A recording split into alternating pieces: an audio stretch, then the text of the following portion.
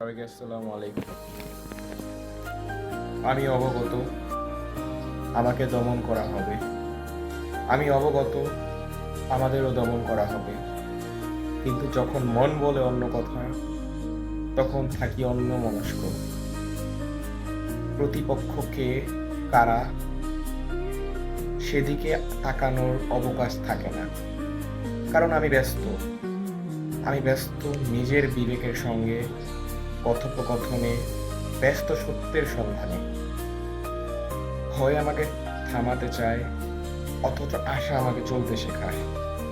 যারা বাধা হয়ে দাঁড়ায় তারা হয়তো পথ রুদ্ধ করতে পারে, কিন্তু চিন্তার ফটক বন্ধ করতে পারে না।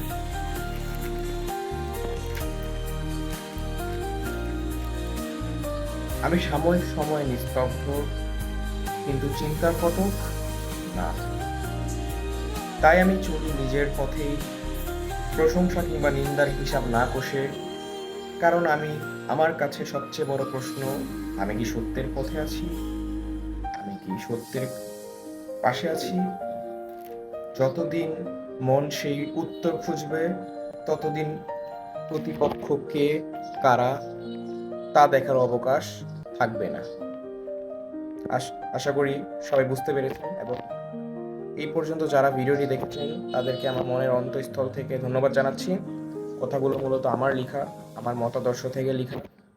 আশা করি সবাই বোঝার চেষ্টা করেছেন এবং শুনেছেন। সবাইকে ধন্যবাদ। বাংলাদেশ জিন্দাবাদ, ইনকিলাব জিন্দাবাদ, জাস্টিস ফর হাদি।